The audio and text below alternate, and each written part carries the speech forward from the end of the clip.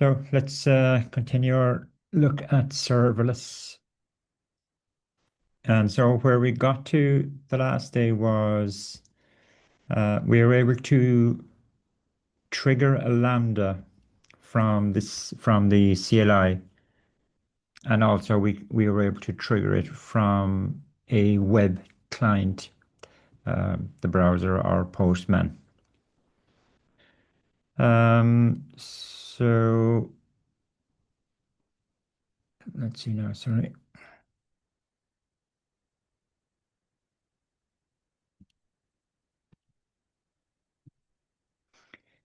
Yeah, we were talking about the different Lambda integration models that are used by AWS. We don't get to choose the integration model.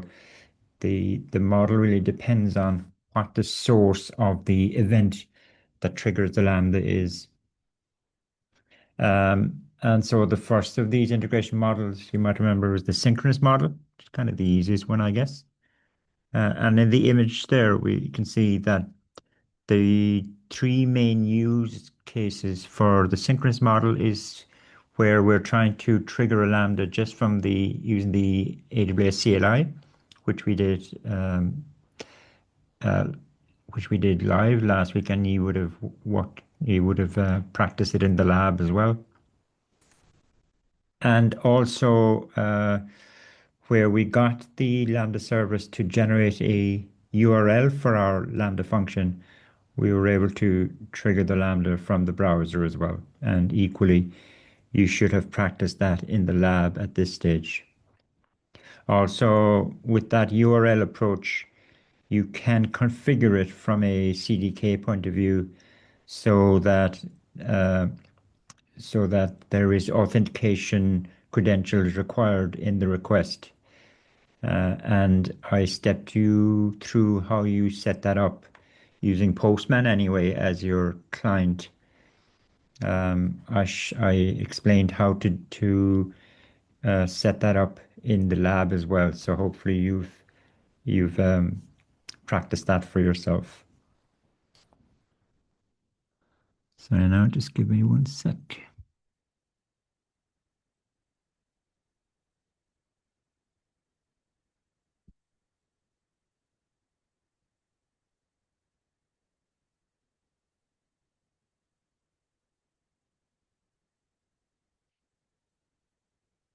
Just trying to configure something here. So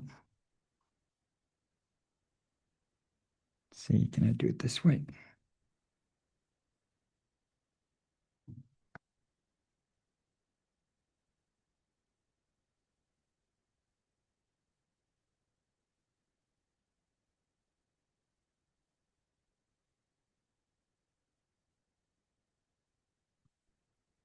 Okay, got there. Uh, right. That's okay. We did that the last day. The second integration model is the asynchronous model. Um, just to give you an example of where that works is, let's supposing you upload a file to an S3 bucket. Well, in the CDK, in your CDK stack, you can actually configure so that when the state of the bucket changes, then you want a particular Lambda function to execute. Now, the way it kind of actually works behind the scenes is you have some application running on your desktop or in your mobile phone, it doesn't really matter, and you upload to the S3 bucket. And the S3 service will respond to say it has received your upload. Then what the S3 service does is it actually tells the Lambda service about the state change in the bucket. Let's say it is an upload. It informs the Lambda service of that. And then it's the Lambda service then that it actually stores the state change information in an internal queue. And it's the Lambda service that triggers the Lambda function to execute, passing it essentially the contents of the queue. So, the S3 bucket has nothing to do with invoking the Lambda. Well, I suppose it does indirectly, but it doesn't communicate with the Lambda directly. And certainly whatever application is running over here, that certainly isn't communicating directly with the Lambda, as was the case in the synchronous integration model. Hence, this is, I guess, this is why this integration model is labeled as asynchronous. There's no kind of direct request response flow now happening here at all between the external client and your Lambda function. And indeed, there's no request response interaction between the S3 bucket, the S3 service, and your Lambda function.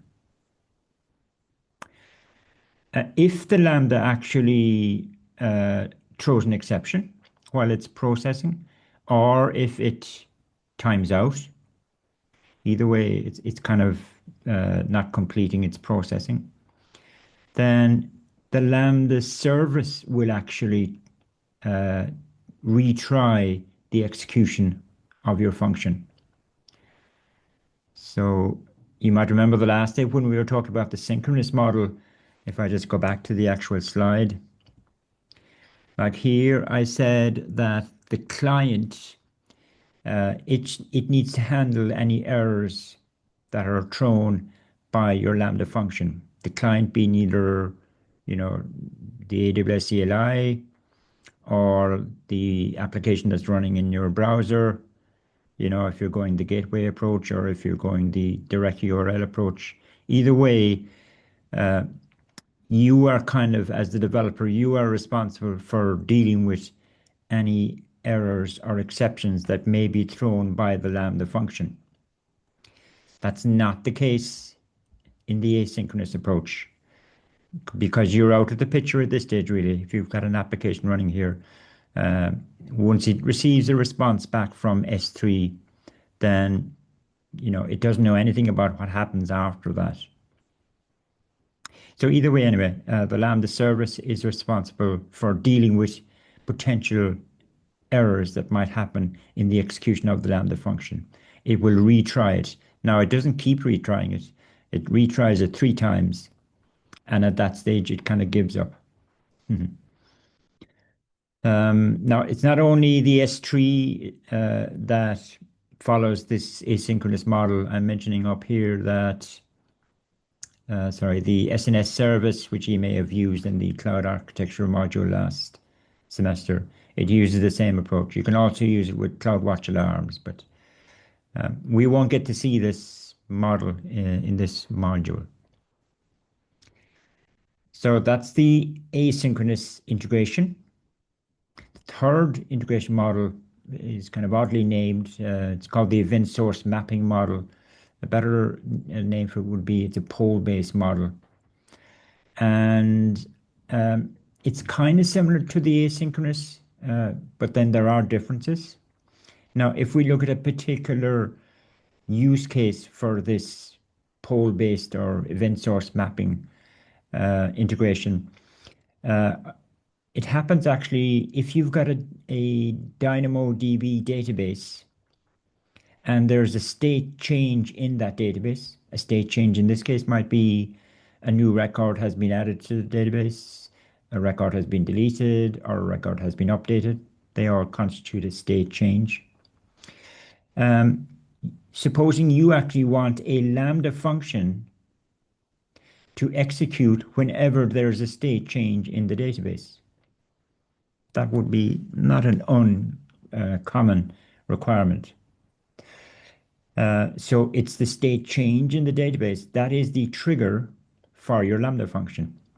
Now, you can configure this in your CDK code, just as you can with the asynchronous approach.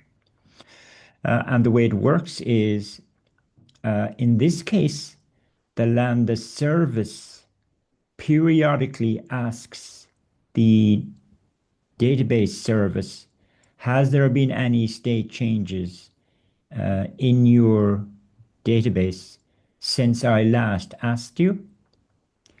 And it will respond with whatever state changes have occurred in some form, some sort of array of state changes.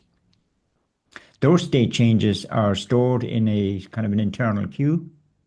And again, the Lambda service will invoke the Lambda function, essentially kind of passing it the contents of the state changes that it received. The difference here is that it's the Lambda service. It periodically asks in this case, the database service, have there been any state changes? That's different from the previous example that I was showing you. If I just go back to the previous one, this one here. Here we're saying that the S3 service, it actually tells the Lambda service, there has been a state change in me.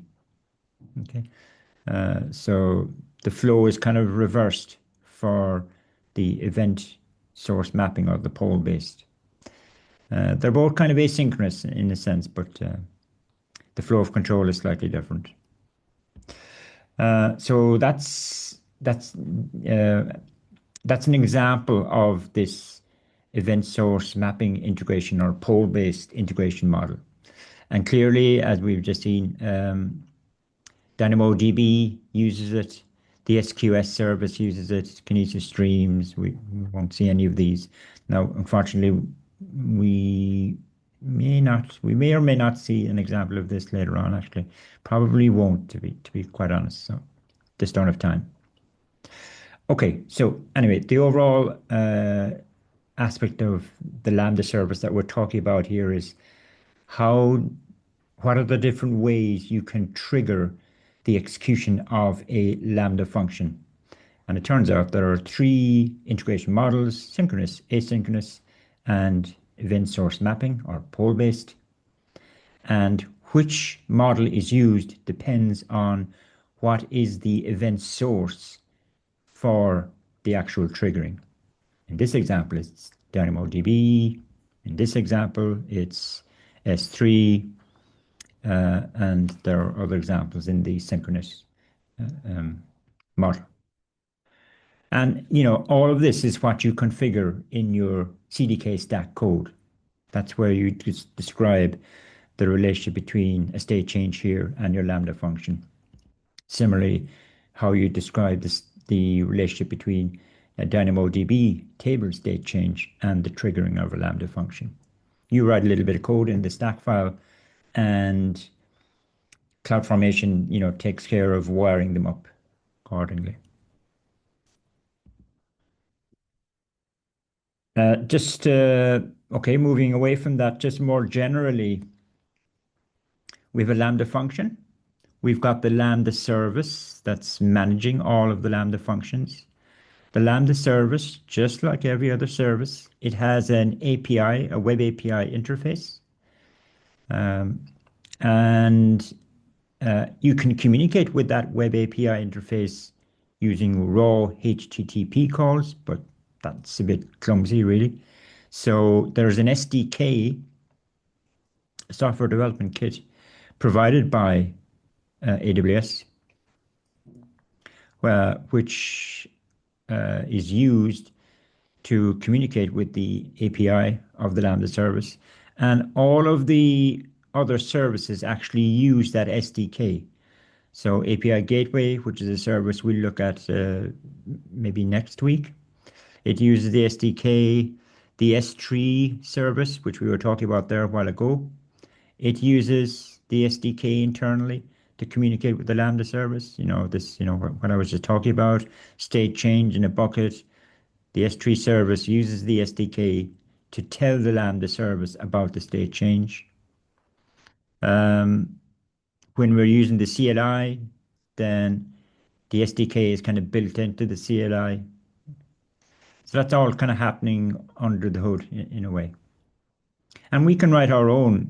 This SDK is just a library that we can import into our projects. And we'll see that in a while, actually, because, we can have a Lambda function that may want to talk to the Lambda service as well, or any other service, really. I'm going to skip actually now that, not that these things aren't important. I'm going to skip this slide and this slide, the next few actually. And I want to move on to a different service. And I'm going to come back to those slides that I'm skipping over because they are important, but I do want to try and finish this section today if I can, so that you can continue on working in the labs. So we've got the basics of the Lambda service. We know how to write a simple Lambda function, although they didn't do anything, but we have the outline of them anyway. And we know how to configure the Lambda service to tell it about our function. That's the code we put into the CDK stack. And we are able to trigger the Lambda as well. So we have some basics. Let's move on to a completely different service, but it's also a serverless service. And in this case, it's a serverless database service called DynamoDB. And again, those of you that did the cloud architecture module would have seen this last semester. So what is DynamoDB? Just for those that may not have come across it, it's a NoSQL database, okay, as opposed to a relational database. I'm saying it's fully managed, which is a byword for serverless. Clearly if you want to run a database in the cloud, then you have to have a database, you have to start up a database server and configure it and all of that kind of stuff. If you want to run it, for example, yourself, manage it yourself. But that's a server-centric approach. We want to take a serverless approach. So that's what DynamoDB is. It actually takes care, it manages the starting up of our database server and configuring it and making it accessible over the network, etc., etc. So fully managed, whenever you see that really means serverless. It's highly available, which I'll talk about. Well, it's highly available in the sense that when you create a DynamoDB database, then AWS, the AWS DynamoDB service will automatically create replicas of your database. It will create 3 replicas of your database across 3 availability zones. That just happens automatically. You can't control that. And so if your database is replicated, then that clearly adds to its availability. It's schemaless, and that's a really important point.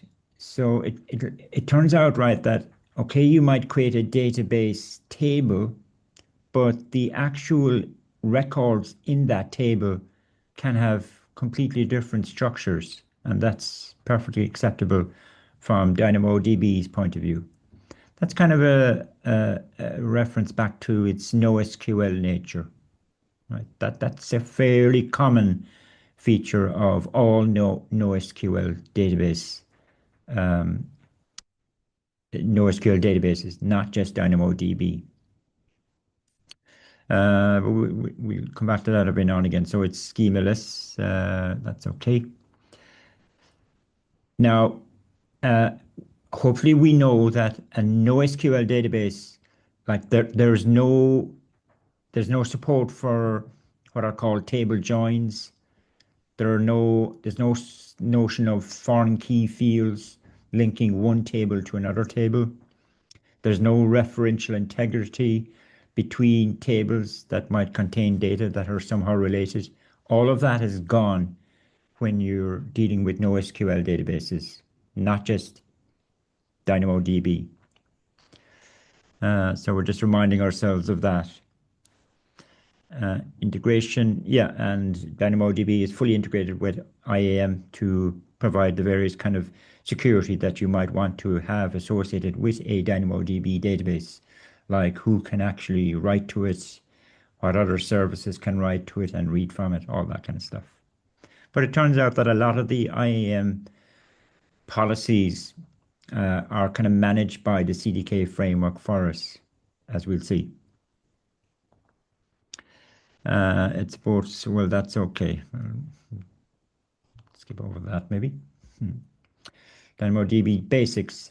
Every kind of technology has its terminology. So what I'm getting in this slide here is just the basic terminology when we're talking about DynamoDB. First of all, I'm saying DynamoDB is made up, a DynamoDB database is made up of tables. Well, we know that's a term we use in the relational world, so that's nothing new. Each table has a primary key. That's also the case with the relational world. And the primary key must be, the primary key must be defined when you're declaring the table. That kind of makes sense, I guess. So still there's nothing terribly new so far. We have tables and we have primary keys. The primary key is unique for each entry in our table. The first term that's slightly different, we don't talk about records in a DynamoDB table. We talk about items. Essentially, it's the same as a record, but we don't use that term. So items are individual entries in a DynamoDB table. Each item has a set of attributes. Okay, we don't talk about properties. Okay, so each item has attributes. Attributes would kind of relate to the columns in a relational database, but we don't use that term. So each item has attributes. Here's our back to our schema list again. Now what we can now say is that we have a table, a DynamoDB table that has a number of items in it, but each of the items does not have the exact same, or does not need to have the exact same set of attributes. That's really what schema list means. They can be completely different. Sure, each item has to have a primary key, and the primary key attribute has to be the same for each item, but the kind of non-primary key attributes can vary from item to item. That's really what schema list means. Back to the primary key again. That's okay. It's declared. You do have to declare the primary key attribute when you're creating your DynamoDB table, but you don't have to say anything else about the other non-primary key attributes. You don't have to declare them at table creation time. That's okay. There is a maximum size for an item, and what is it? 400 kilobytes is the maximum size for an item. DynamoDB has its own kind of data types, which are kind of like, but not identical to programming language data types. Okay, but anyway, its data types, it has a set of scalar types. So the ones you'd expect: strings, numbers, and binary, and Boolean, and null. Okay, they're all valid scalar types. It has document types, where a document could be a list of things or a map of things. A map is key value pairs. We know what a list is, kind of like an array, really, I guess. So it could be an array of scalar values, although it could also be a list of internal documents, kind of nesting. And it has a set type. And we know sets, the idea of sets is that you don't have repeating entries. But the set types, it could be a set of strings, a set of numbers, or a set of binaries. Okay, so they're the kind of native data types that DynamoDB has. And they're not, there are kind of mappings from these DynamoDB data types. There are obvious mappings to programming language data types, like TypeScript data types or JavaScript data types. Although, as we'll see, we don't have to worry about mapping from these types to our programming language types or vice versa. That will be taken care of for us by by the DynamoDB SDK, as we'll see later on. Okay, so the only really important thing that you have to be upfront about when you're creating a DynamoDB table is the primary key attribute associated with that table. And it turns out that the primary key, there are two kind of options that you have, or two designs, if you like, you have for your primary key attribute. One is where the primary key is just a single value, or we call it a simple primary key, but it's a single attribute value. Now, in that case, the primary key is also referred to as the partition key. And this partition key has an important role. Essentially, it determines where in your table the item is actually stored. I'll explain that in a few slides' time. But partition key is really important for DynamoDB. It's also referred to as the hash key. So hash key, partition key, is the same as the primary key if the primary key is just a single value.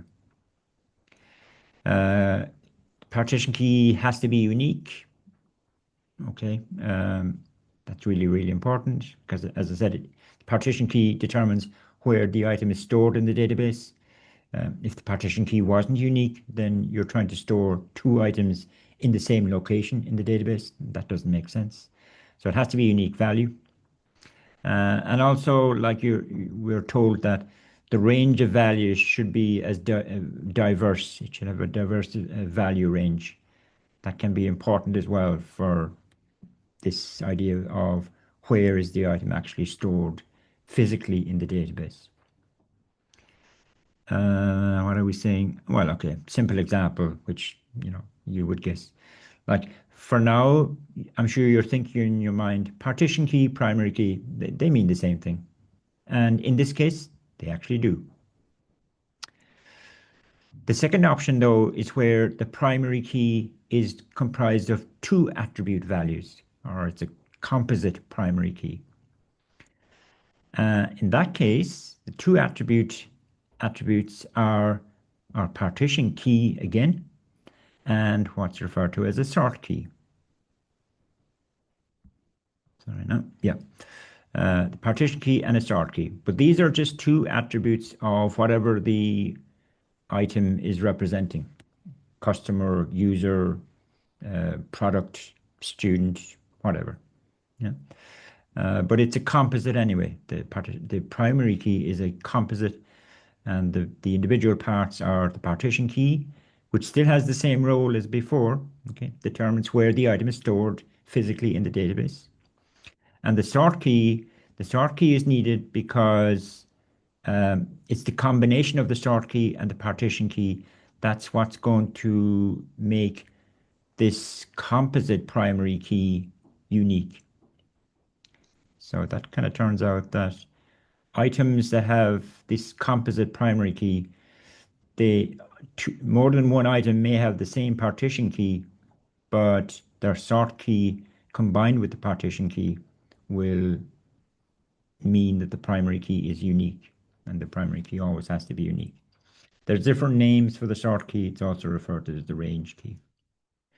When you've got this second primary key design, then what that actually means is that in your table, you will have more than one item that has the same partition key. But, well, as I kind of said, the sort key then, when you combine it with the partition key, will make the overall primary key unique. So as I'm saying here, the combination must be unique. It means that in your table, you will have what's called an item collection. And an item collection is a collection of items that have the same partition key, but a different sort key.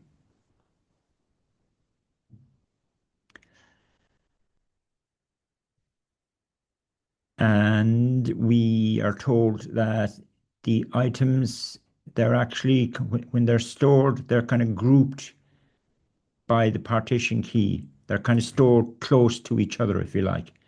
They're physically stored close to each other. They're grouped.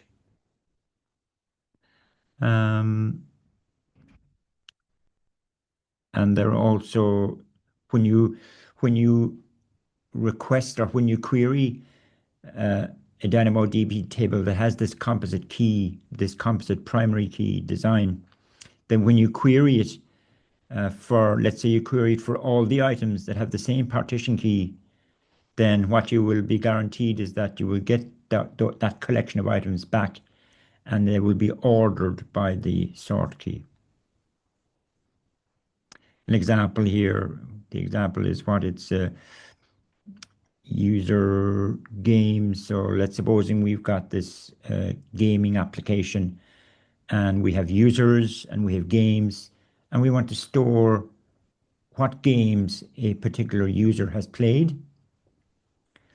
And so in that table, the partition key might be the user ID, and the sort key would be the game ID. And so that combination of user and game, that will be unique.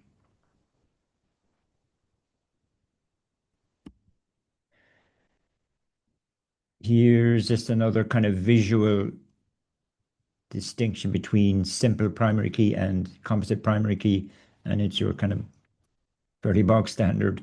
Let's suppose we've got a table of orders, yeah, and I've decided that in this table, my primary key is going to be a simple primary key, and it's going to be based on order ID, and that's also going to be the partition key.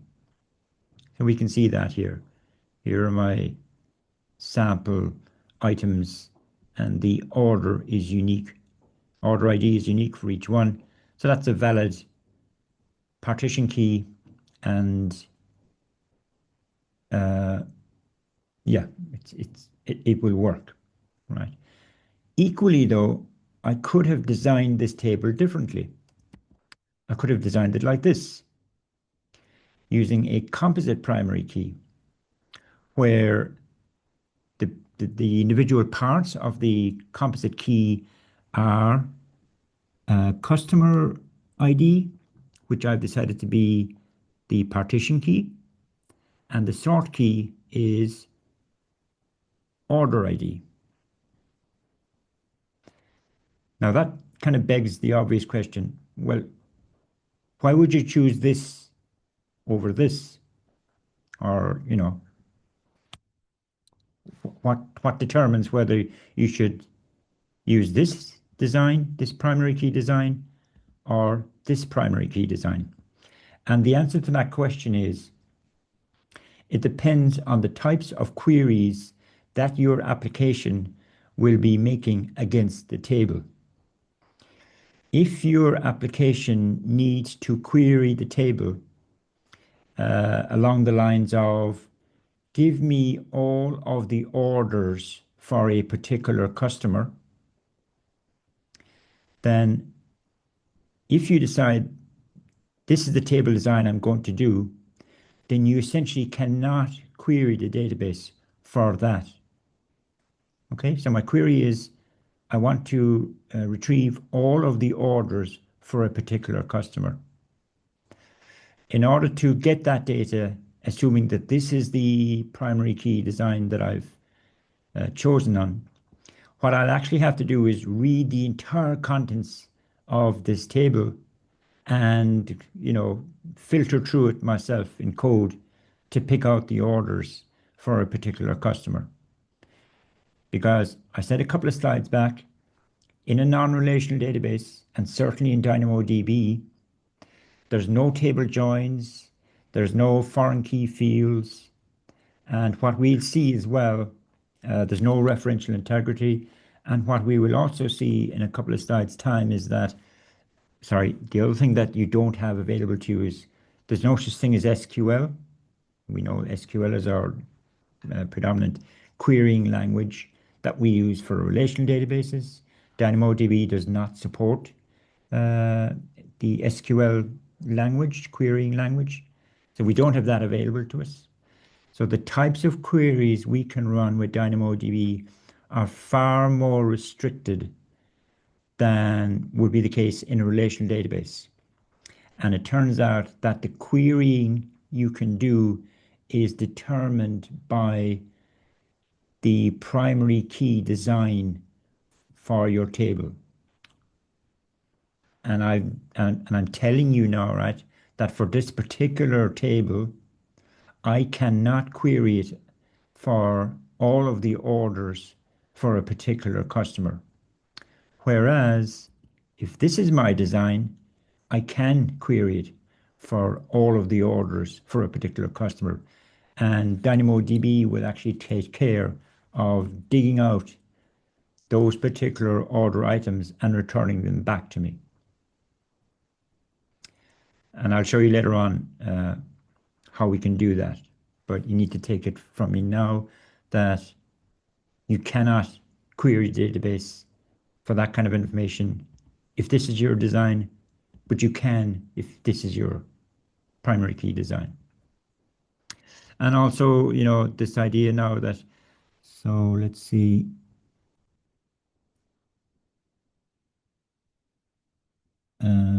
These two are the same. Yeah, like these two items here, I think anyway, they're the same customer ID. So we would refer to this as a collection, an item collection within this table. It's a collection because they have the same partition key, but a different sort key.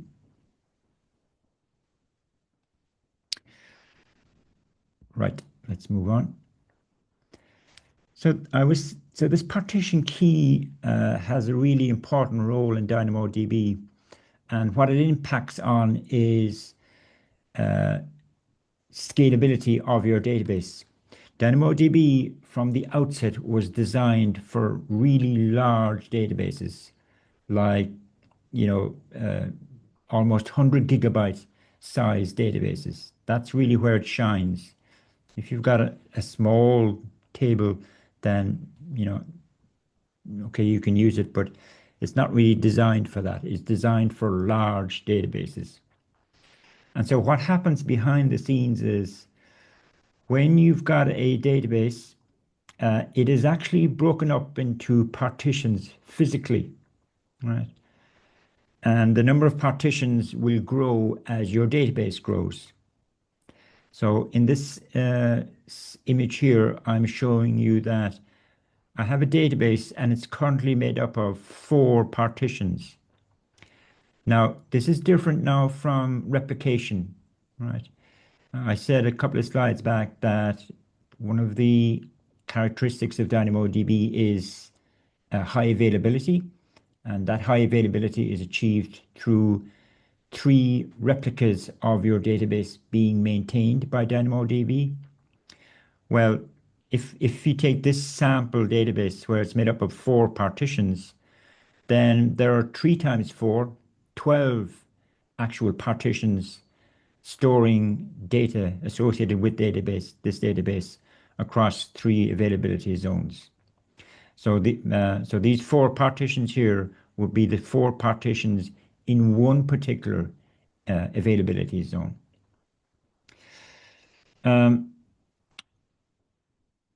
And the way it works is, so if you want to write an item to our table, and let's suppose we're sticking with this orders example that we have in the previous slide. So, and let's assume it's the composite primary key. So that means customer ID is the partition key. When we want to write this particular item and we send that request to DynamoDB, what DynamoDB does is it takes the partition key attribute, it puts that through a function, and the function essentially spits out the partition that that item should be stored in.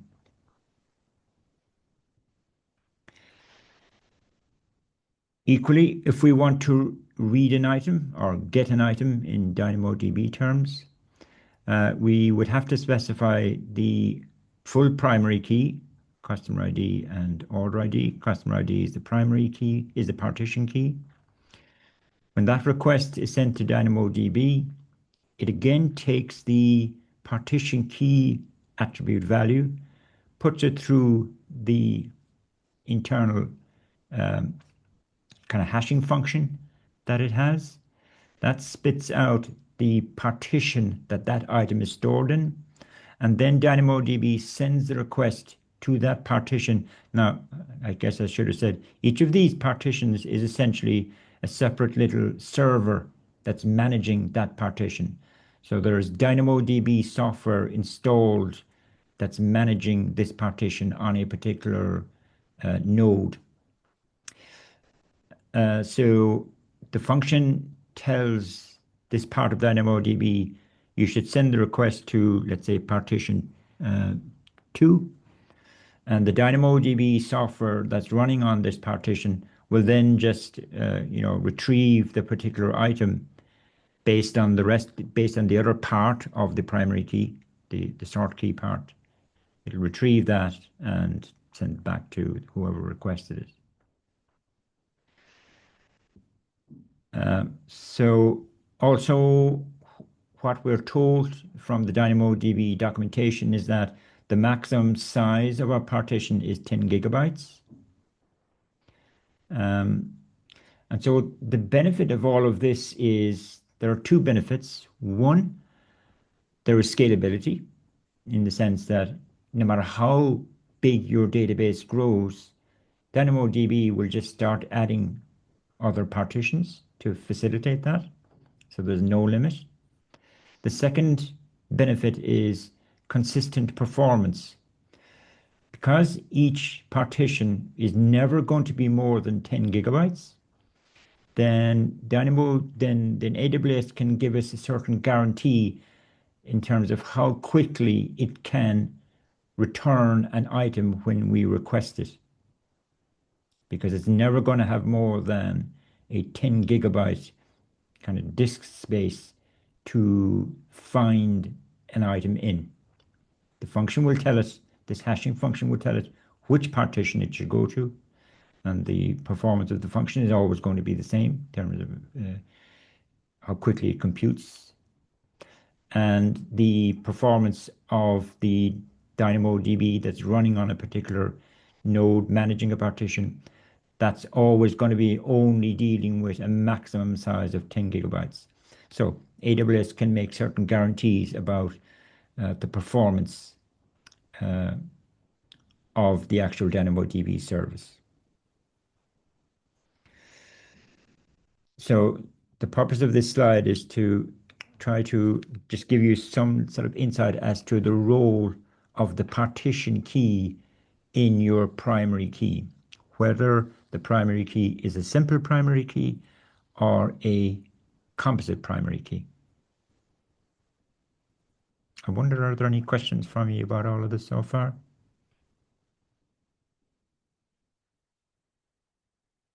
No? Okay, I'll keep going. Okay, so how do we use all of this back in CDK land? Well, in the CDK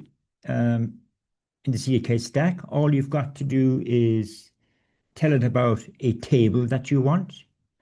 So here's an excerpt from a CDK stack. So table here is another L2 construct. We deal with tables. We don't talk about creating a database. We're actually down at the level of tables from an infrastructure point of view. And this is an L2 construct, like all of the other L2 constructs. It has 3 parameters. What's the scope of this construct? It's the current stack. That's just an ID for the construct. And the rest then is the particular configuration for this type of construct. Billing mode, this is actually the default. So I think there was only one billing mode as far as I can remember. So You can't actually change that. There may be another one, but I've never ever used any of the other billing modes. Here we go. We do have to tell it what is the partition key attribute name. And this is meant to be a table that stores information about movies. So this is the attribute that's going to be the partition key. What type of attribute is it? It's a number type. The retention policy, what that controls is when should a table be actually destroyed. And what I'm telling it is whenever I destroy the stack, uh, then the table should be destroyed as well. And that's fine as when you're kind of in development mode. But maybe if you're in production mode, that wouldn't be a clever idea because you may want to destroy a stack, but you actually want to hold on to the data that has built up in the table. So there are other options for your table retention policy, but we'll always use the destroy one. And this then is just the name of the table as it appears in DynamoDB. And I'm showing you a screenshot then from, now I've done some deployments already. So, if I just flick over to DynamoDB,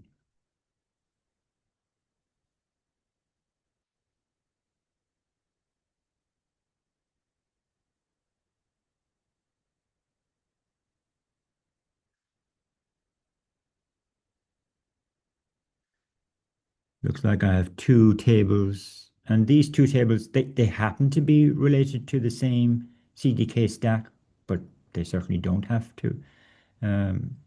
These are just individual isolated tables that DynamoDB is managing first. It doesn't really know anything about, what application or what stack is this table linked to. CloudFormation does, okay, but DynamoDB doesn't. It manages tables in isolation. And if I go into any one table, then I can actually see the data by going through this sequence here. And you will do this in the lab. So here are some items that I've stored in this table.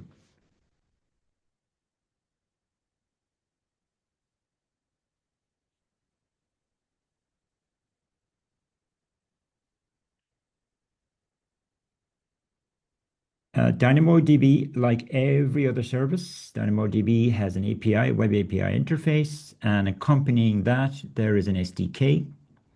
And the SDK will allow us to talk to DynamoDB.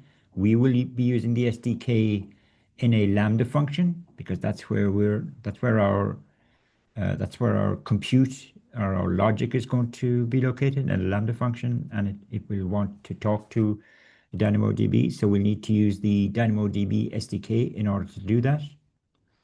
Now, all I'm telling you about up here is that in the SDK, there are a number of clients that we can use in order to talk to DynamoDB. There's one called DynamoDB client, which is kind of a low-level client for communicating with DynamoDB. There's this one here as well, which we won't be using, and there is this DynamoDB document client, and that's kind of more high level and easier to work with than this kind of more native, if you like, level client. So we will see ourselves using this DynamoDB document client in our Lambda function. The thing is, though, that internally, this DynamoDB document client, internally, it actually uses the client called just DynamoDB client. So we will actually have to create one of these and then kind of create one of these, passing it a reference to the lower level client. This is just an excerpt from our package.json. So you can see actually that they all begin with AWS SDK /. So there's individual packages that relate to the DynamoDB SDK. It's broken up into a number of packages.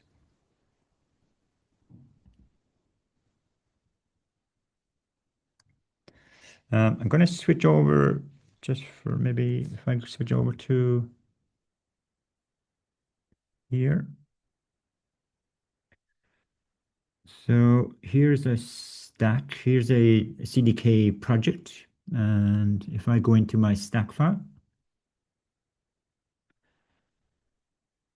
uh, here you can see, here's my DynamoDB table that I'm declaring for myself. I have a second table, which I'll kind of skip over for now. Um, I'll skip over that as well. And I'm going to skip over that. Here I'm just creating a Lambda function. Is that what I'm doing? Sorry, that's not what I'm doing. Here I'm creating a Lambda function. And the idea behind this Lambda is that it's going to be reading items from my DynamoDB table. And you can kind of tell maybe from the name that I've given it. I will be using it to read an item from the movies table based on a movie ID. So I'm going to be passing a movie ID to this Lambda function, and it will return that item from the table back to the client. And the client will just be Postman in this case. Just to go back up to the table, it's the same table that I had on the slides actually. So it's my movies table, and its primary key is a simple primary key because we're only telling it about the partition key. The second table, which I probably won't get to look at today, but the second table, you can see it has a partition key and a sort key. So this looks like a table that has a composite primary key. Anyway, back to my Lambda.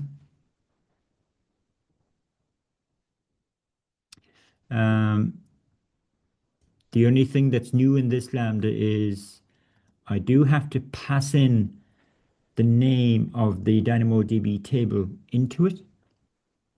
And we do that by means of environment variables. So this is how you pass in environment variables to any Lambda function. And the environment variable names are completely arbitrary. Okay, they're not prescribed, but that's a meaningful name. Table name and its value is taken from the table that I've defined above. I'm also passing in the region that this stack is going to be deployed in, because it turns out when we want to create our DynamoDB client, we do have to, in terms of configuring that client, we do have to tell it what region we want this client to be running in. Or probably it's really telling it about the region that the table is actually located in. Sorry, that's really what the region is about. And okay, there's some other stuff as well. Okay, I'm just giving a URL to that Lambda so I can trigger it from either from the browser or from Postman. And that's it really. I'm skipping over all of that and I'm just outputting, I'm outputting the URL. What I've also got is some seed data from my table. So here are the movie items. Well, they're just objects really. They're just TypeScript objects, but these objects are representing the seeding data. So I've got a couple of movies in there. In terms of seeding the actual table, it's kind of an edge case, and I do give you a little bit of an explanation of it in the lab because you'll be doing all of this in this week's lab. The seeding is performed by, let's see, where is it? It's performed by this code here. You know, in the CDK stack, you have different constructs, L2 constructs, and the L2 constructs create infrastructure, as we know, up in the cloud. But there are some edge cases. One edge case is, for example, supposing you want to have a piece of logic executed just after your full stack has been created up in the cloud. Um, how do I actually achieve that? Now, the answer to that question is to use what's called what AWS or what CDK calls a custom construct. Uh, here, AWS custom construct, because I want to seed my table, but that seeding logic can only run after the table has been created and fully configured by DynamoDB. So that's kind of a timing issue there. And but I do want the seeding to happen as part of the CDK deployment process. I don't want to have to run some lambdas separately myself afterwards. You know, you could do that way, but you prefer if the CDK framework took care of all of this stuff for you. And this one use case for this custom construct is when you want a piece of logic to execute after the full infrastructure associated with your stack has been created. And the CDK, sorry, the CloudFormation service will know that all of the infrastructure is now up and running and ready. And it will it will run this for me at this stage. I wouldn't really worry about digging into the nitty gritty of this AWS custom construct. You know, just treat it as boilerplate. That does work. Because you saw there when I just showed you the movies table in the management console that there was actually data in there in the table, and that data was put there as a result of this code here that you're looking at. Right.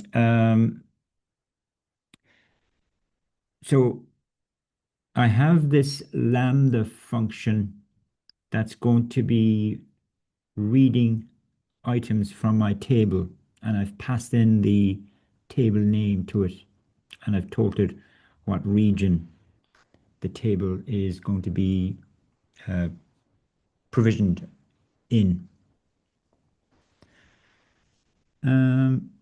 If we then look at the function itself, which is the Lambda function, which is here.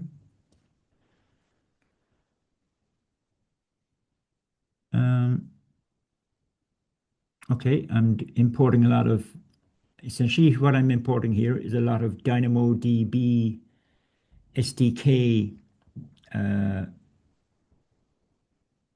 classes for myself, yeah, that I'm going to be using in order to talk to DynamoDB. I've got a function here that I'm just invoking, a local function, and if I scroll down to the local function, sorry, this is a classic, sorry, no, yeah, this is a classic, look, like this is where the Lambda function begins. Here is what is a classic example of what I called initialization code associated with a Lambda. Because you can see this code is actually outside of the function. And in this case, my initialization code, its purpose is to establish a connection with DynamoDB. And I've just put it into a nice local function down at the bottom, just for from a structural point of view, I suppose. Here's the function. And what am I doing? I'm creating an instance of my DynamoDB client. If I flip back to the slides, you know, I'm creating an instance of this guy.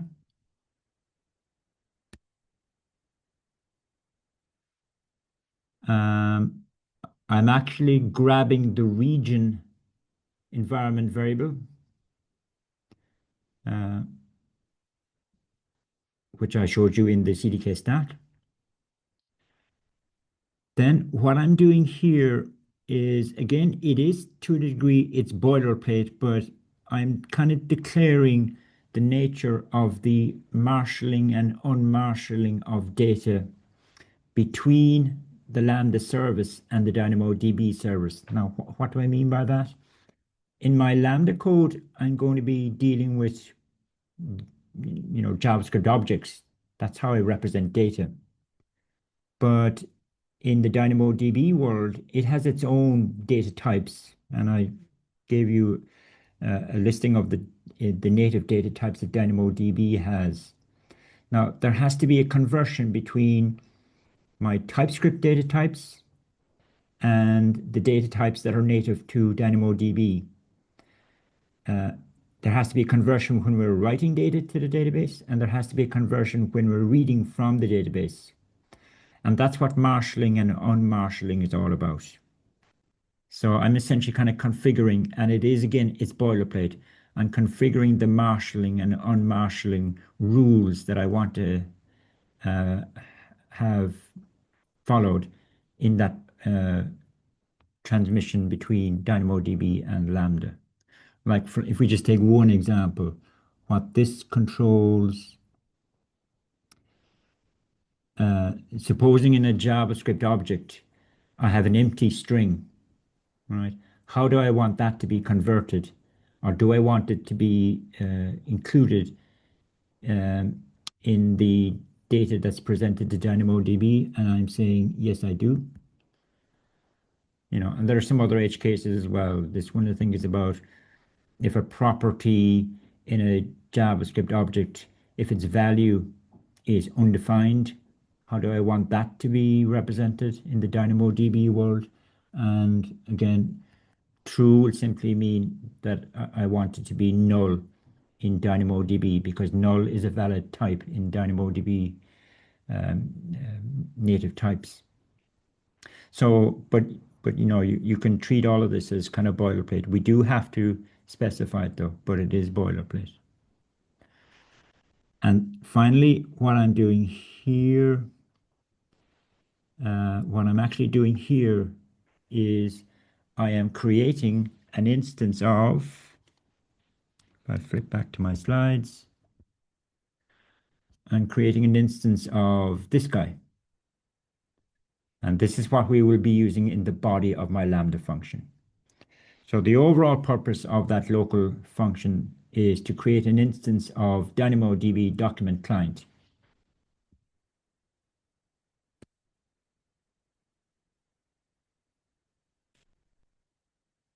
And so this here is going to be a reference to that, an instance of that class.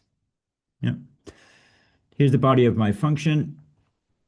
Now, for now, just take it from me that I'm going to be passing in a movie ID into this Lambda, and it's going to be passed in as a HTTP query string. Is that how I'm passing it in? Sorry. Yeah, I can actually pass it in as a query string. So I'm extracting the query string value, and we'll come back to this later on, but we'll just accept it for now. I'm extracting the movie ID from the HTTP query string. I'm checking to make sure that there was a movie ID passed in. If there wasn't, then I'm throwing an exception. And here is where I'm setting up actually talking to DynamoDB. Because here, look, I'm actually using the DynamoDB document client, and I'm invoking a send method on my client. Now, the way this works is the DynamoDB document client, it really only has one method called send. And what you send, what you pass to the send method is what's called a command object. This is how the DynamoDB SDK is kind of designed internally. And there are different types of command objects that you can send to, essentially that you can send to the DynamoDB service. One example is the get command object, and that is, you will use that when you want to read a single item from your database. And then, okay, you'd have to maybe look up the get command. What are the, so I'm creating an instance of a get command here. You'd have to look up what are the different kind of settings that I need to configure for this get command. And well, they're fairly simple in this case. You've got to tell it, well, what table do you want to read from? And what is the value of the primary key of the item that you're getting? Get implies that you only want to read one item. So you've got to give it the full primary key. And because this table, its primary key is a simple primary key, there's only one value. And it's our movie ID that was passed in from the via the query string. So that's simply how we read. Nothing too unusual about that. That's how we read from DynamoDB. So what this, and of course we are, that read operation is happening over the network. So it's an asynchronous, in standard kind of HTTP terms, it's an asynchronous communication, which is why we have to stick the await operator in front of it. It returns back then an object, and all we're doing down here is if we reference the item key in that object, that will actually give us the actual table item that has been returned back by DynamoDB after the unmarshalling has happened behind the scenes. And I'm returning that back to, I'm eventually returning that back to, sorry, what am I doing here first? Sorry, I am, first of all, I'm checking here to make sure that there was an item returned back, because I could have passed in an invalid movie ID, in which case I wouldn't have gotten back any items. So I'm checking here that there is an item included in the structure that was returned back to me. And if not, I'm returning an error. I'm returning an error, yeah. Otherwise, I'm actually returning the actual item. Is that what I'm doing? Yeah, in body, I'm returning body, and body is this little structure here. So I'm including the item in the body. Right. Does it all work? Well, I have deployed this stack already. And when I deployed it, what I got back was the URL of this Lambda, because in my CDK stack, I asked it to create a URL for this Lambda. And I've already grabbed the URL, and I've gone into Postman. And in Postman, I've created this little Postman collection for myself. And in the variables, I have I've called this variable get movie, and it's assigned the URL of my Lambda function. So that's all good to go. And if I now just do a get request, so I send a get request to the URL, and I'm adding on a query string, movie ID, with an actual, hopefully a valid movie ID number. And I can confirm that that is actually part of what I could actually go into the seeding data. If I look at the seeding data, I do have a movie with an ID of 1234, so it should return this data here. And I click on send. Yeah, looks like we do get back our movie data. They give it an invalid movie.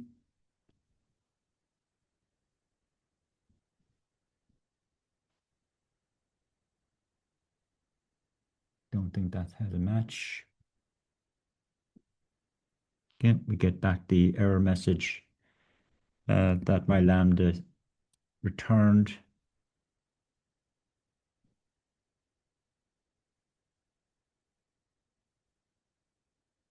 Oh, sorry, where's that? Let's see.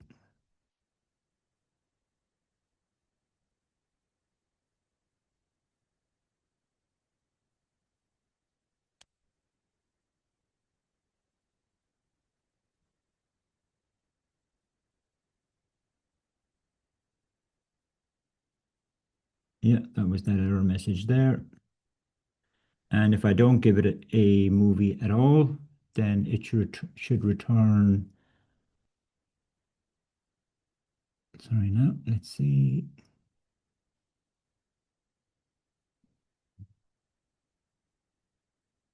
Sorry, that was the wrong one. The invalid movie should be, where is it?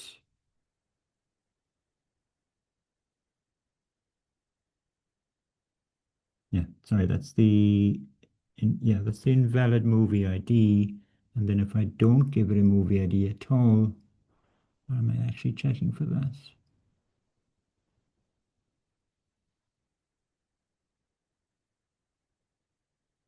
I'm not actually. I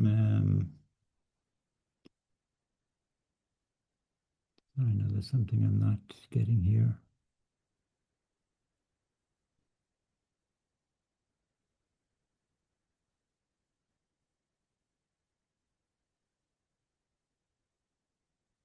Sorry now, just give me 1 second.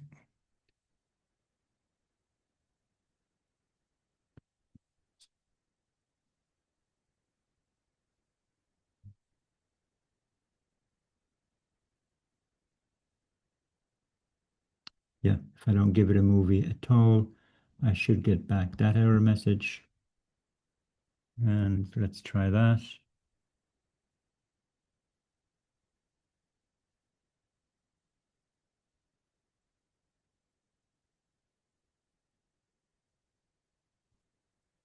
Yeah, so that all seems to line up for me.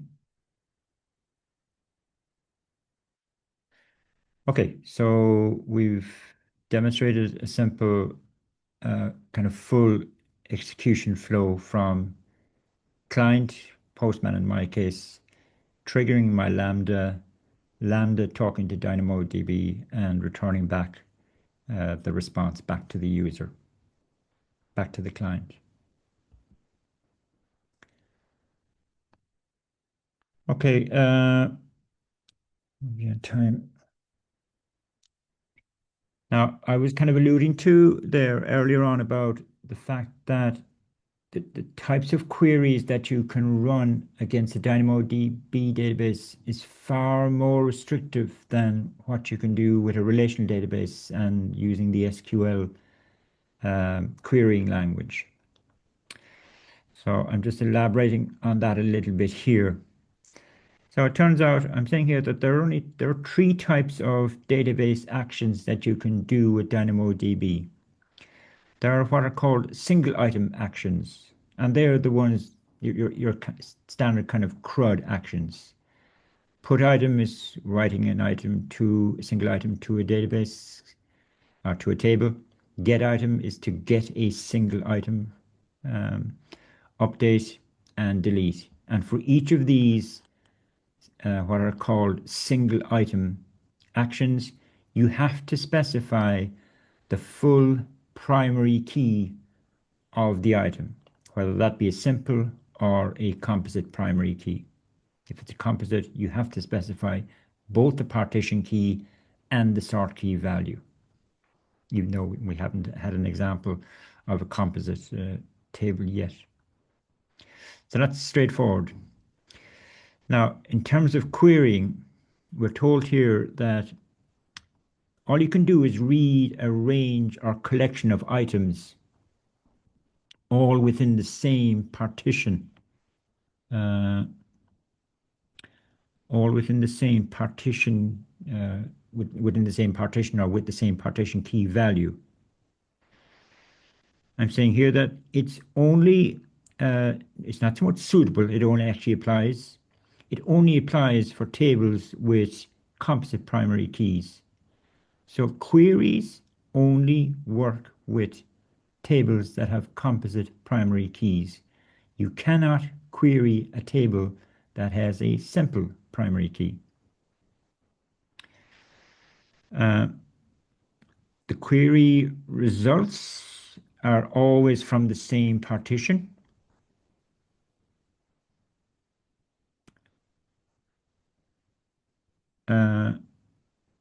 Okay.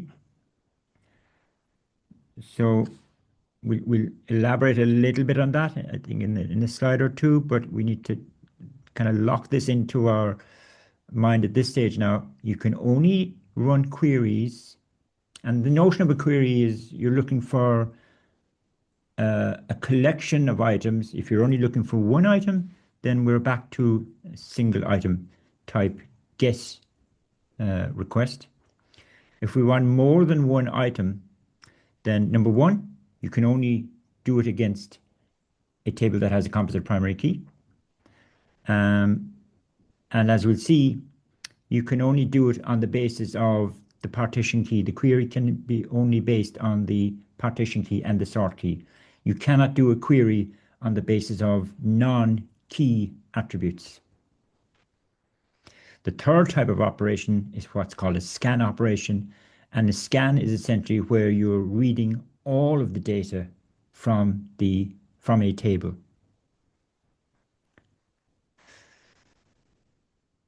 Okay. Here's an example of an actual query. Can we make sense of this?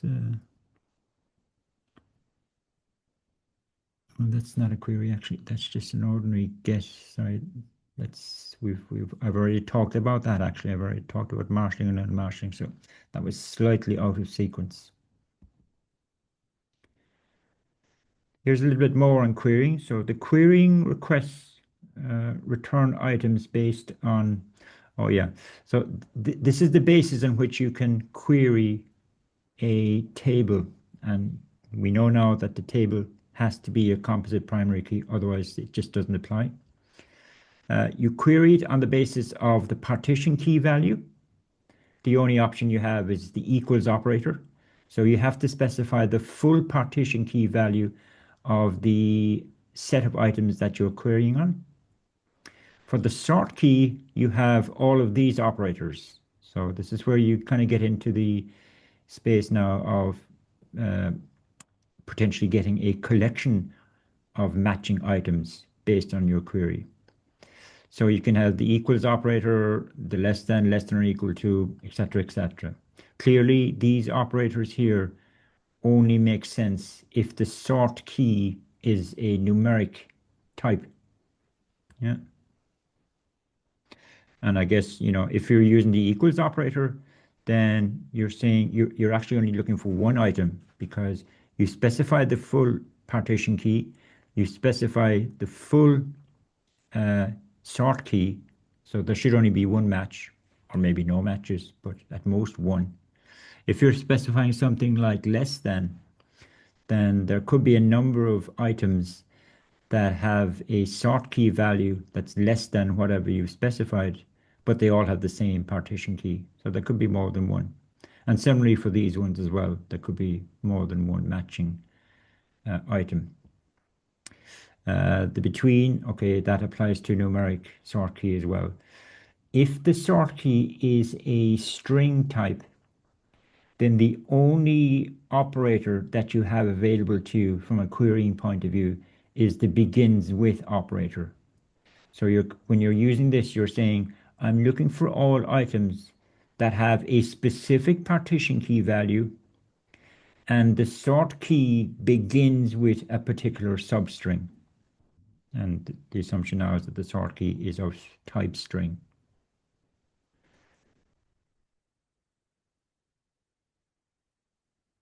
What I'm saying here might seem that I'm actually contradicting myself. I'm saying here you can include a filter expression in a query. And the idea of a filter expression is whatever is returned by the query based on these two attributes, what the filter expression does is it further filters down the items that are actually returned back to the client. But the filtering is not performed by DynamoDB.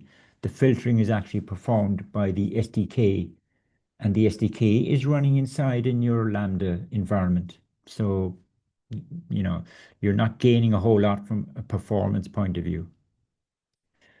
Where you would use the filtering might be if your query, if the sort key criteria meant that it returned, let's say, 300 items that matched your query.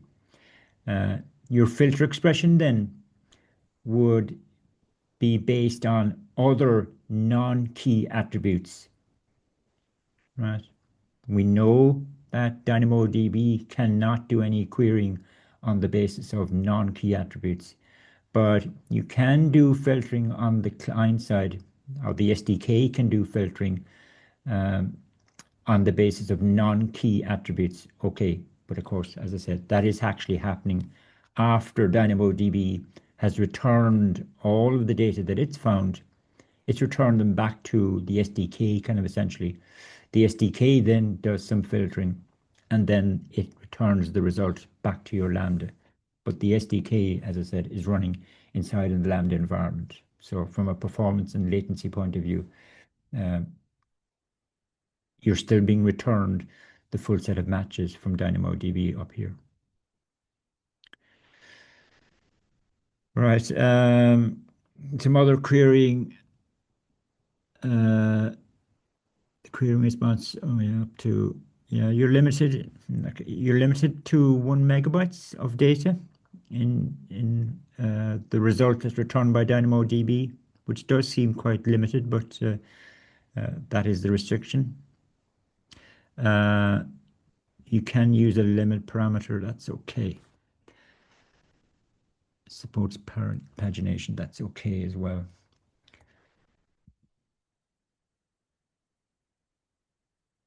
Okay. Sometimes maybe the more you repeat something, it's not making it any clearer maybe, but what I'm trying to reinforce here now, yet again, is if you've got a table that has a composite primary key, then your querying can only be based on the attributes that make up the composite primary key. You cannot do any querying on the basis of this stuff over here.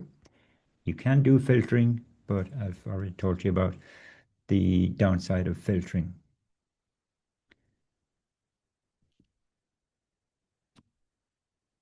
An example, supposing we have a table, and you will be doing this in the lab. We have a table that stores information about actors in a particular movie, okay, or characters in a particular movie.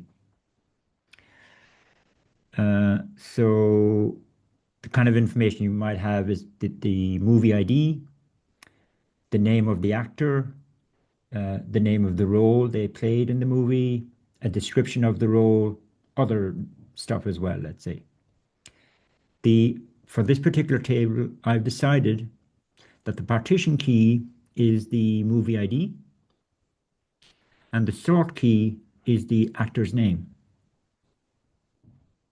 Yeah, kind of makes sense. I could have used the role, the actual character in the movie, as the sort key as well. I don't think there's any other options available to me, but actor name is fine. And the other stuff is okay. And here's an example of a query. So this code here would be buried inside in a Lambda. And again, we have a reference to a DynamoDB document client, which we talked about. In this case, what we want to send is not a get command, we want to send a query command. The query command is just a class that's defined within the DynamoDB SDK. We're telling it what table we want to run the query against. And here we're telling it essentially kind of the query condition, or called the key conditions. And you can see it's an expression. I'm saying movie ID, so this here, it matches the partition key attribute. Movie ID is equal to :M. This is just a placeholder. The actual value for M is down here. It's a little bit clumsy, I know, but that's the way the query object is the query class is defined. So that's the partition key, and it's only the equals operator. That's the only one we have available to us. Here is the condition, the query condition on the sort key, and we're using the begins with option, which is the only query criteria that's available to you when your sort key is of type string. and we can see up here it is of type string. So the sort key, which is actor name in our case, it uh, begins with this value down here, which is I've hard coded it to Bob.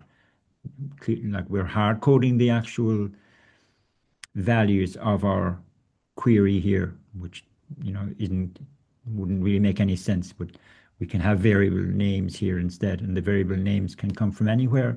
For example, they might come from query string parameters or whatever.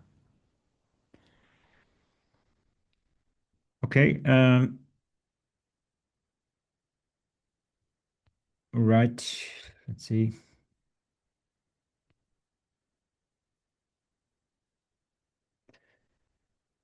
Now, in the lab, you will be doing all of this. So I could demonstrate it now, but I'm just a little bit conscious of time. So I am actually going to push on in the slides, and if I've got some time, then I can come back and demo it. I'll just, again, I'll give people an opportunity to ask a question if they want to at this stage. No, okay. The last aspect of DynamoDB that I want to talk about are what are called local secondary indices, or LSIs. LSIs only apply to tables with composite primary keys. Okay, LSIs.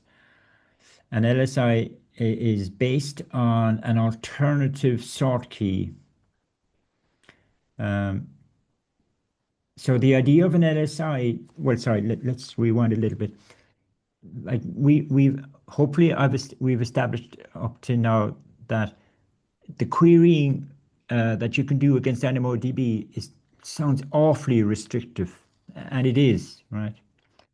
So how do we actually try and overcome that, or how did the DynamoDB designers uh, allow us to overcome that restriction? And the answer is that in DynamoDB, you can declare these local secondary indices, and that gives us a little bit more flexibility in terms of the types of querying that we can do. That's the purpose of these LSIs. And an LSI is another index.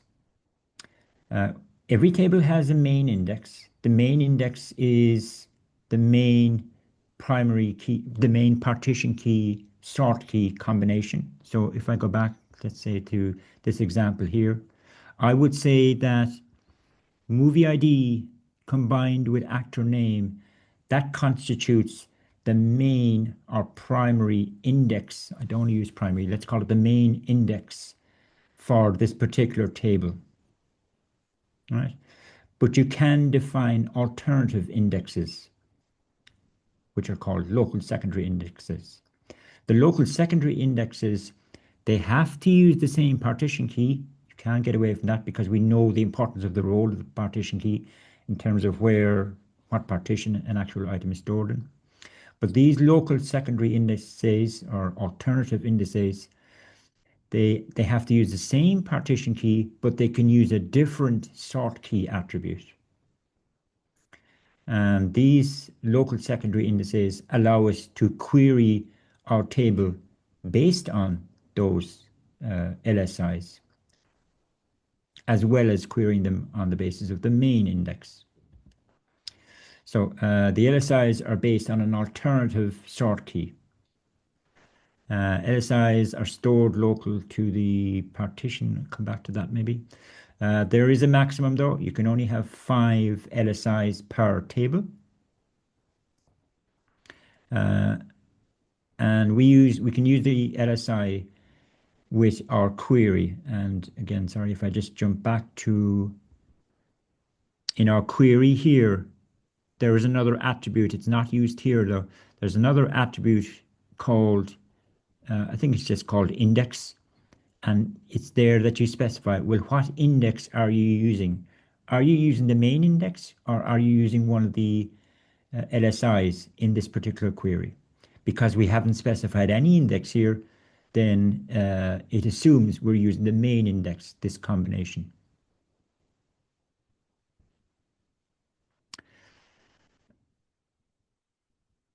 So they're user query actions. That's fine. The attribute chosen. So the attribute chosen for the LSI sort key, it must be a scalar type. Okay, it must be a string or a number. That would make sense, I guess. You must declare the LSIs at table creation time. You cannot add them in later on. If you find that you want to add in an index, a local secondary index to a table, essentially you've got to destroy the table and start all over again. So they're a really important design consideration. Each LSI entry, okay. Now, let me just explain this part here, right? And I'll try and do it by means of drawing pictures. No, I'm not. I'm going to keep going. Sorry, I'm going to keep going. Just so conscious of time now. Here's an example of LSIs, right? Here's our orders table that we had earlier on, and it's the orders table where our primary key is a composite primary key. Okay, so, and it's customer ID, order ID, where order ID is the sort key. That's fine. But over here, I'm telling you, I could actually define two local secondary indices for this table, where in this example here, I've decided that the alternative sort key could be order date, because that's date, you can see here, is one of the non-key attributes in my table. So I could choose that combined with customer ID. That could be make up an alternative index or a local secondary index, because the combination would be unique, assuming that a customer isn't going to have two orders on the same date, which is fair enough, I think. And I could have actually another local secondary index where I'm using the total price of the order as the sort key. So total price and customer ID is yet another local secondary index. So in total, I've come up with three indexes for this table.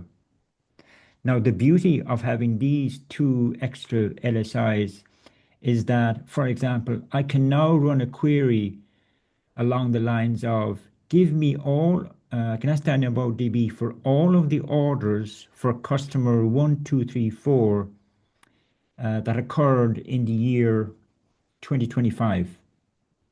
By the way,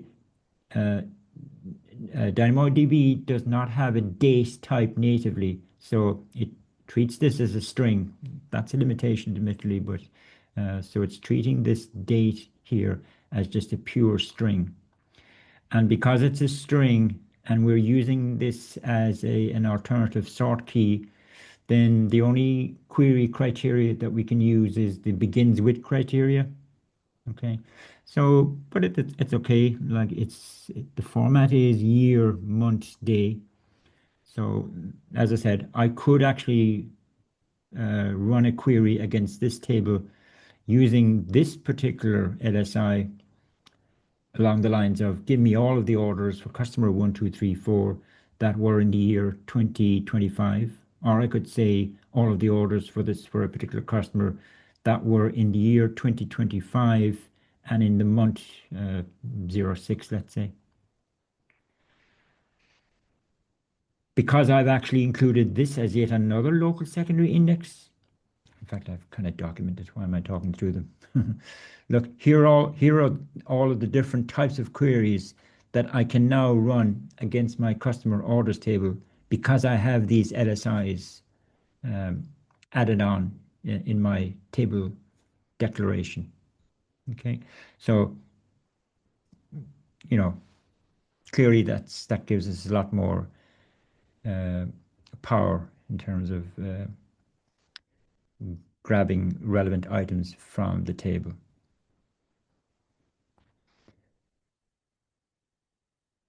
The last point here, I'm saying each LSI entry is a projection of a table. Now, what do I mean by that? Well, if I try and draw it, right? Let's supposing this is a partition. We can deal with it at the partition level. Um, each index, let's say this is the main index. Now, when I say it's an index, sorry, now I'm going to clear that because my spacing isn't great.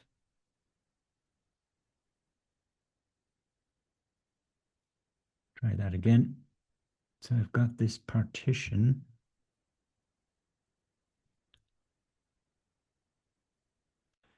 And let's say this is the main index. Now, by the main index, I mean, the actual items are there. So these are Maria, my items. And there is some sort of index as well within this overall structure.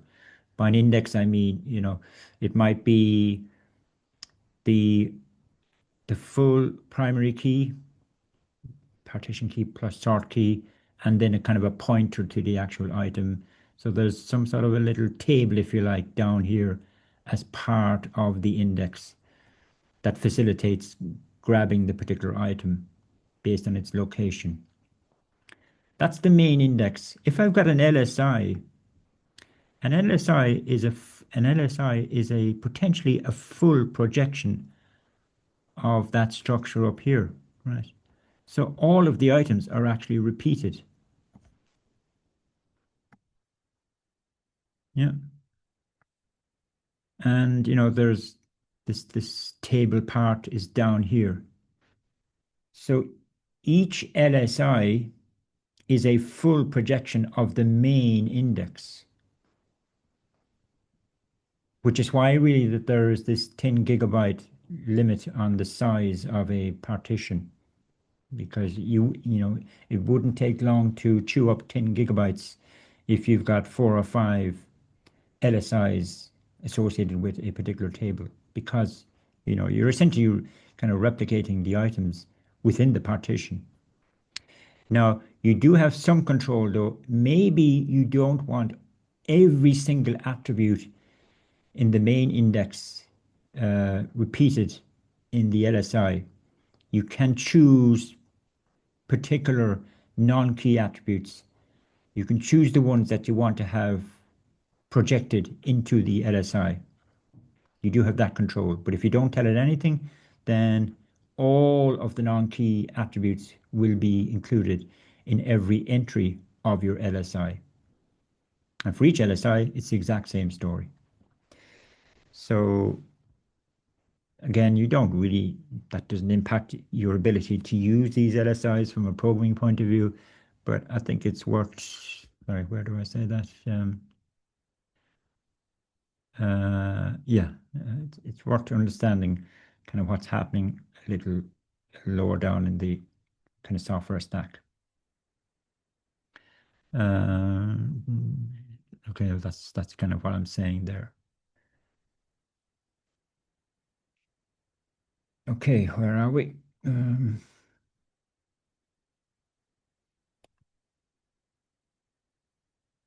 me just do a quick, if I go back to here, so go back to my stack.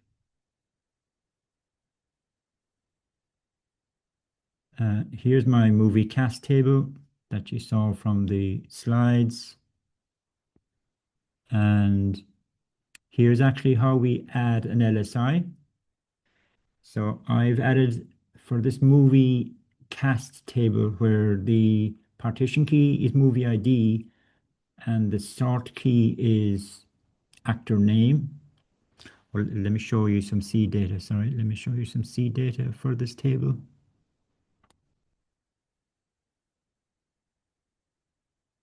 Okay, so each movie cast item has this breakdown: movie ID, actor name, role name, as in the name of the character in the movie, and a description of that character. Okay, so back to my stack. I've decided I'm going to add an LSI where the alternative sort key is role name. Sorry, role name. And you do have to give a name then to your LSI, and you use that name in the querying because you need to tell it which index, is it the main index or an LSI that you want the query command to use. So that's how you add an LSI to a table. This is the main L2 construct. This is not an L2 construct. You're essentially just changing the configuration, if you like, of this main construct. I've got a lambda function that will read from that. I'm also seeding that table. I've got a lambda function here, which I now need to enable.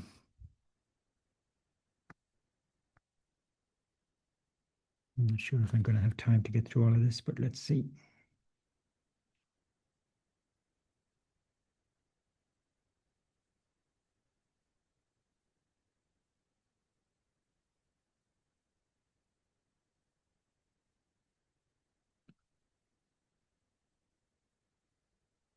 And I am passing two tables into it, but for now, I'd really only need to pass in the movie cast table. There's a reason why I'm passing in the second table, which will become obvious in the lab. And I think I want a URL for that. Lambda function. And is there anything else I need to enable? Oh yeah, I need to give permission. Sorry, I skipped over all of that now, sorry. You do need to explicitly give permission to the Lambda to access your table, which is the critical part really, actually, when I come to think of it. So that's how you do it. This is how we do it in CDK code in behind the scenes. What CloudFormation does is it creates an IAM policy and attaches that policy to your Lambda, which is something I need to explain the next time around. I also need to give access to that second Lambda to our movie cast table. And skip over that. And I need to get the URL.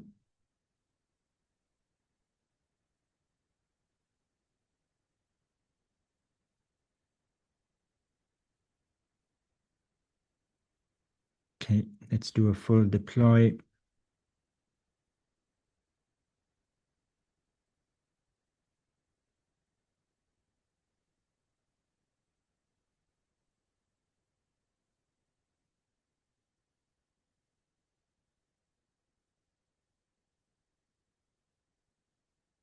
If we look at the Lambda itself,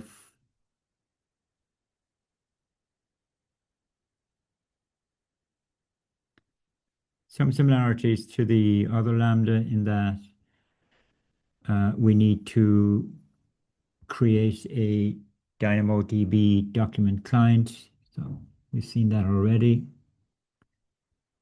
Now, in the case of this Lambda, there are a couple of query string options that I'm going to be passing into it. I'm going to be passing in a movie ID as a query string parameter.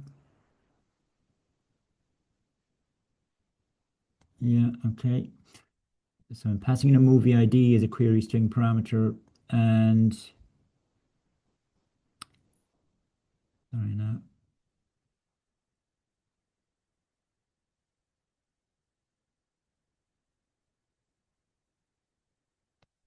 Okay, here I'm just setting up the query that I'm going to be doing. So for now, all I know is that I'm querying the particular table, and I'm checking to see what other query string parameters.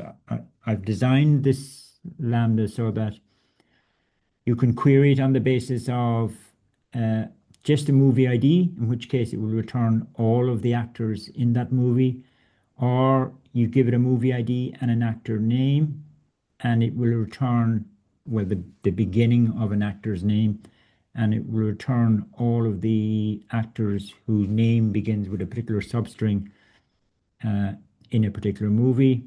Or you can give it the beginning of a character name and a movie ID, and it will return all of the characters in a particular movie that match that character name substring. So there's lots of different options available to me. Maybe if I just jump back to the C data, I know now I'm kind of skipping around the place, but if I go back to my C data,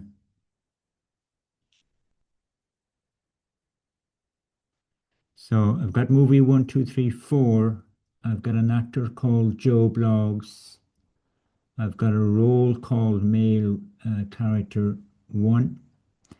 1, 2, 3, 4. Also actor Alice, and female role, female character 1, 2, 3, 4.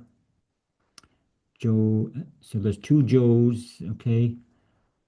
Joe is also male, and in terms of character name, obviously I've chosen the role names, so just to make the querying easy for myself.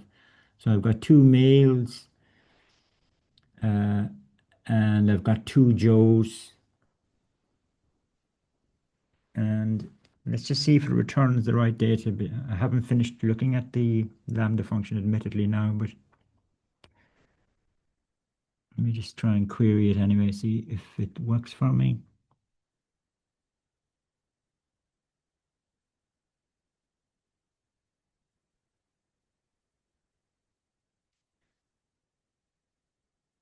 I appreciate now this is all a little bit rushed, but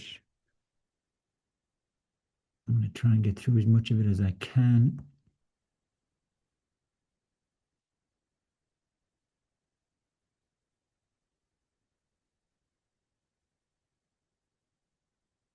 So let's just run a query anyway, see if it works.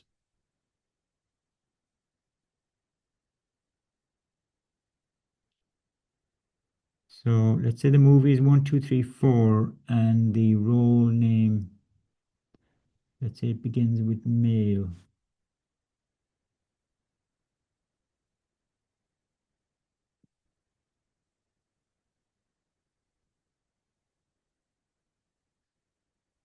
Yeah, and you can see my query string up here.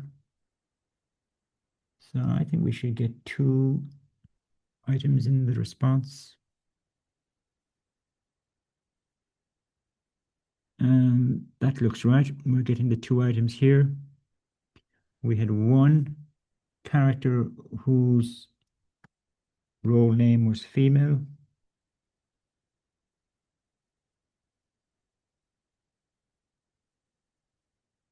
That will do just, and yeah, we're getting 1 match in terms of actor name. We had 2 Joes, if you remember. Okay, so it all looks as if it's working fine. Let's just quickly flick back to the Lambda.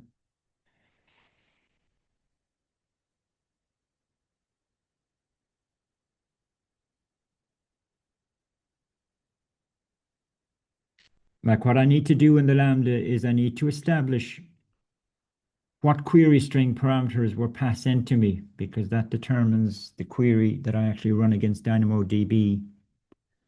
And that's what I'm doing. Where is it? That's what I'm doing here, right?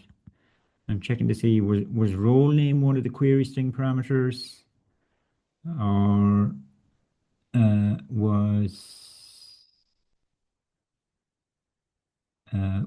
actor name one of the query string parameters?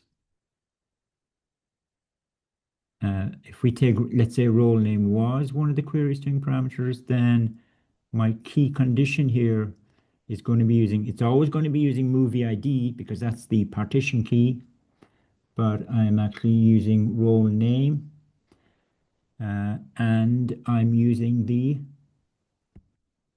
role IX, which is the name, role IX was the name I gave to the local secondary index. The main index is using actor name, and down here, actor name was the query string. So my key condition is using movie ID and actor name, and I'm not specifying any index here, so it knows it must be the main index that I want the query to be run against. Okay, I pretty much guessed I was going to run out of time, but I'm hoping if I go back to the website.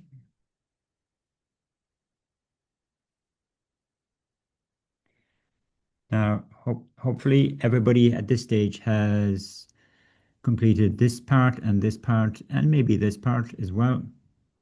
You can now do the rest of it. In particular, if you walk through all of this lab from last week, then you can see here I've added a new section which involves playing around with queries and local secondary indexes. And it's the exact example that I've been showing you there in VS Code, where we're using movie cast and actor names and role name, etc. So you can create the entire project yourself that I've quickly stepped through there. You can create it all yourself. And there is an exercise at the bottom of this section, which you may find it a little bit tricky to try and work out, but it's quite a long section, this now. So I definitely would like you to work through that. It's going to be relevant to the assignment. We're kind of getting close to assignments now at this stage. I need to look at another service called API Gateway and possibly Cognito as well before you will be able to tackle the assignment. But clearly the assignment will involve Lambdas talking to a DynamoDB database. I will give you the design of the database, okay, to a degree anyway. But right, I'm out of time. So be sure to work through all of this lab over the coming days, and I will attend the lab face-to-face on Thursday. Fine, I'll leave it there for now, and I'll talk to you possibly on Thursday. You can contact me over Slack as well if you need to.